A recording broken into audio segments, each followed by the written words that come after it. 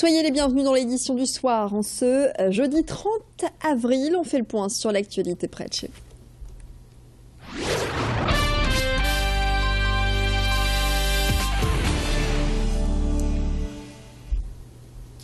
Et vous n'y échapperez pas au traditionnel brin de muguet cette saison. Et comme chaque année, les fleuristes s'activent pour préparer les petits bouquets que vous offrirez peut-être ou bien qui orneront votre intérieur. Une fleur originale, une senteur agréable, le muguet à la cote et en plus il porterait bonheur.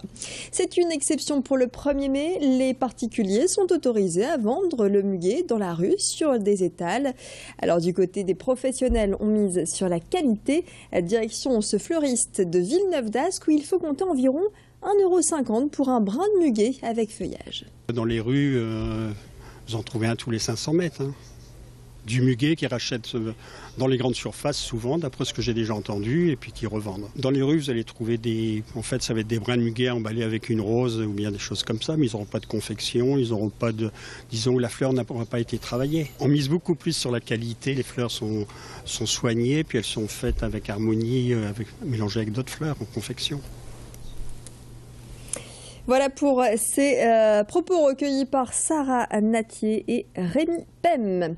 Et sachez que le muguet est une plante qui peut s'avérer dangereuse. Il faut donc être prudent sans tomber dans une psychose, notamment avec les enfants.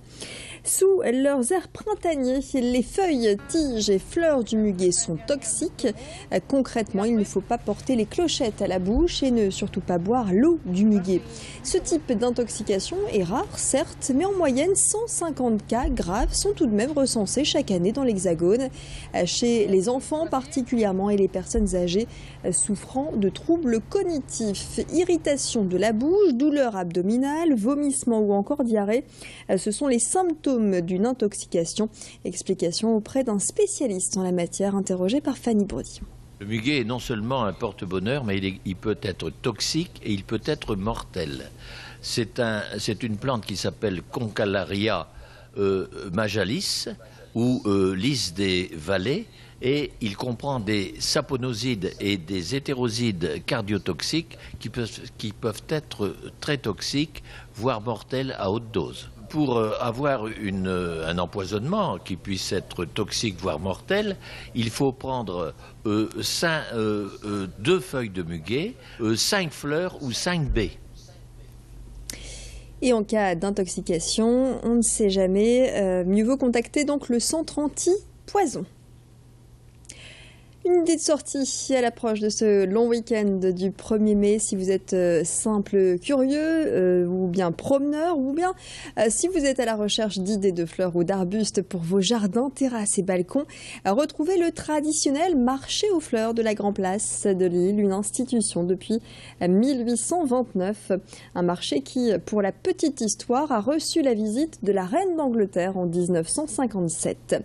N'hésitez pas à déambuler dans les allées de ce marché qui accueille des horticulteurs de la région Nord-Pas-de-Calais jusqu'à samedi soir. Pauline Lermite nous a ramené ces quelques images. L'opération est toujours spectaculaire, la destruction d'armes de la part des forces de l'ordre. Ce matin, ce sont pas moins de 1700 armes qui ont été détruites. Toutes proviennent de particuliers, notamment de chasseurs. Cette opération a lieu tous les ans et dans le but de réguler le nombre d'armes en circulation dans la région.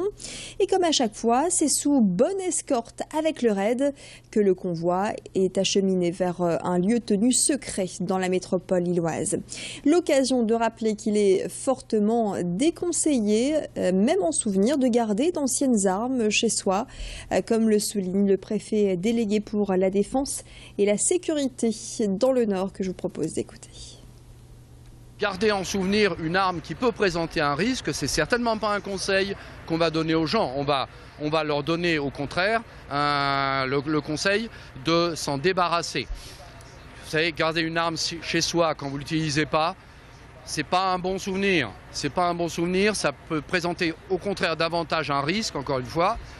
On cite toujours les enfants, hein, qui vont aller dans le grenier, qui vont d'un seul coup se trouver face à une arme qu'on avait oubliée dans un coin et qui peuvent l'utiliser à tort et à travers et risquer de se blesser, voire malheureusement davantage. Donc, c'est pas un souvenir, hein, une arme, on s'en débarrasse. Des menus gastro à l'hôpital, c'est le choix de la clinique de la Louvière à Lille depuis un peu plus d'un an. Les menus plaisir ont fait leur apparition et désormais ils sont labellisés par le célèbre guide gastronomique Goemio. Objectif, améliorer le séjour des patients grâce à un bon repas aux qualités gustatives appréciables. Et à chaque nouvelle carte, soit tous les 6 mois, le guide Goemio évaluera les différents menus proposés. Une démarche pour allier nutrition et plaisir de la table lors d'une hospitalisation. On travaille beaucoup déjà autour du service. C'est vrai qu'on a déjà formé plus de 3000 personnes dans le groupe à la façon aussi de proposer ce repas, parce que c'est aussi important pour nos patients que ce qu'il y a sur le plateau. Mais bien sûr, nous travaillons tous les jours à l'amélioration du plateau, à la présentation, au set de table, à la façon de présenter les plats. Et nous attendons aussi les retours de nos patients pour pouvoir proposer des nouveautés pour voir ce qui marche bien, ce qui marche moins bien. Propos recueillis par Sarah Natier. On fait le point tout de suite sur les prévisions météo de votre week-end. Et puis à suivre d'autres reportages préparés par l'ensemble de la rédaction de Grand Lille TV. Restez avec nous.